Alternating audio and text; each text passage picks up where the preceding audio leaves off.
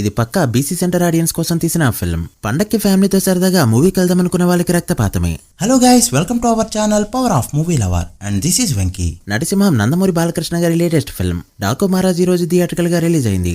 Combination hype ఏంటి అనేది పక్కన పెడితే బాలకృష్ణ గారు డికెట్స్ తర్వాత హ్యాట్రిక్ హిట్స్ పైన ఉండడంతో సినిమాపై చాలా ఎక్స్పెక్టేషన్స్ అయితే క్రియేట్ అయ్యాయి. పైగా వాల్తెరి వెరియే సినిమాతో చిరుకి కంబ్యాక్ ఇచ్చిన బాబీ డైరెక్టర్ కావడం, లాస్ట్ 3 మూవీస్ కి బ్లాక్ బస్టర్ ఆల్బమ్ ఇచ్చిన తమన్ మ్యూజిక్ ఇవ్వడం అనదర్ అట్రాక్షన్ గా చెప్పచ్చు. మరిన్ని స్పెషాలిటీస్ తో వచ్చిన బాలయ్య 4th హిట్ కొట్టారా లేదా, పొంగల్ కి లయన్ అనిపించుకున్నారా లేదా, అసలు మూవీ ఎలా ఉందో క్లియర్ గా తెలుసుకుందాం పదండి.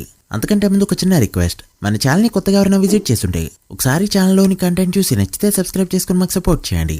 అండ్ వీడియోని లైక్ చేసి మన టాపిక్స్ ని ఫాలో మాత్రం మర్చిపోద్దు. ముందుగా ప్లాట్ విషయానికి వస్తే ఇది 80s and 90s లో జరిగే స్టోరీ. నానాజీ అనే డ్రైవర్ ఒక ఇంట్లో పాపకి ప్రొటెక్షన్ ఇవ్వడానికి వెళ్తాడు. ఎప్పటికప్పుడు పాపని కాపాడుకుంటూ వస్తాడు.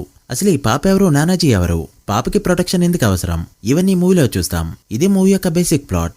డైరెక్టర్ ట్రైలర్ లోని ఇదంతా చూపించేశాడు. ఇక మూవీ ఎలా ఉంది అంటే రకరకాలుగా ఉంది మాస్టర్. ఈ మూవీ అందరి కోసం కాదు. ఎవరైతే 2 ఫైట్లు 2 పాటలు అండ్ ఒక ఎమోషన్ సీన్ ఉంటే చాలు, జై బాలయ్య అనే వాళ్ళు ఉన్నారో వాళ్ళకి మూవీ ఖచ్చితంగా నచ్చుతుంది. Balayya settle performance, dialogues and action sequences అన్ని వీళ్ళని ఇంప్రెస్ చేస్తాయి. సింపుల్ గా చెప్పాలంటే బీసీ సెంటర్ ఆడియన్స్ కోసం తీసిన సినిమా ఈ డాకు మహారాజ్. బట్ ఫ్యామిలీతో సరదాగా పండక్కి సినిమాకి వెళ్దాం అనుకునే వాళ్ళకి మాత్రం రక్తపాతమే. 2025 లో కూడా చెంబల్లో నీటి కోసం బాధపడే ప్రజలు, శత్రువుల బెండు తీస్తూ వీళ్ళకి గాడ్ గా ఉండే డాకు మహారాజ్. ఈ ప్లాట్ నచ్చిన వాళ్ళు వెంటనే టికెట్ బుక్ చేసుకుని వెళ్ళిపోండి.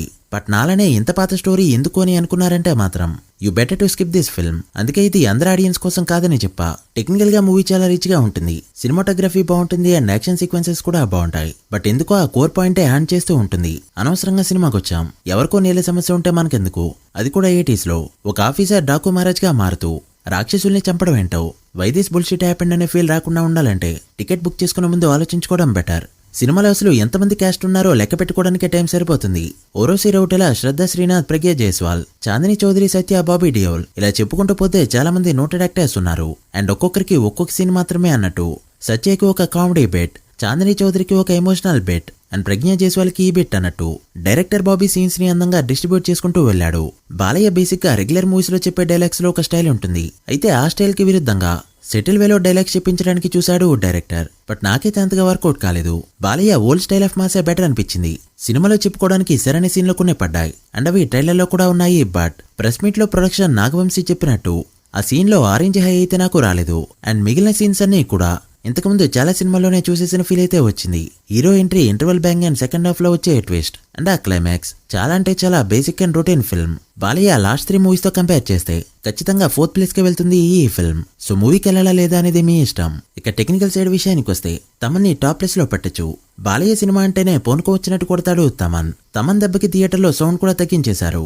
సాంగ్స్ పెద్దగా వర్కౌట్ కాకపోయినా బ్యాక్గ్రౌండ్ మ్యూజిక్ కి మార్క్స్ పడతాయి. Cinematography top notch. చాలా షార్ట్స్ లో బాలయ్య కొత్తగా కనిపించారు. డైలాగ్ వరకు కొంతవరకు బాగున్నా చాలా వరకు రొటీన్ గా అనిపించింది.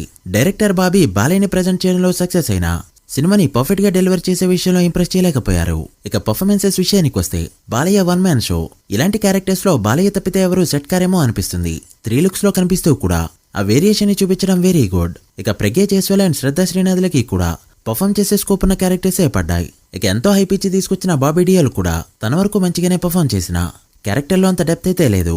ఇక మిగిలిన ఆర్టిస్టులంతా ఓకేష్ గా చేయగా ఓవరాల్ గా మూవీ ఎలా ఉంది, చూడొచ్చా లేదా అంటే బాలకృష్ణ గారి ఫ్యాన్స్ ఖచ్చితంగా రిపీట్స్ వేయచ్చు. బట్ సినిమాలో చూసి ఏదైనా కొత్త ఎలిమెంట్స్ ని కోరుకునే వాళ్ళకి మాత్రం ఖచ్చితంగా ఈ మూవీ డిసప్పాయింట్ చేస్తుంది. సినిమాలో కొన్ని ల్యాక్ సీన్స్ కూడా ఉన్నాయి. So the choice is yours. So guys, that the review of the Daaku Maharaj film. మీరు కూడా మూవీ చూస్తుంటే ఎలా అనిపించిందో కమెంట్ చేసి, వీడియో నచ్చితే లైక్ చేసి మీ ఫ్రెండ్స్ ఫైల్ మెంబర్స్ కి షేర్ చేయండి. మరొక ఇంట్రెస్టింగ్ వీడియోతో మళ్ళీ కలుద్దాం. అప్పటి వరకు signing off, power of movie lover. Thank you.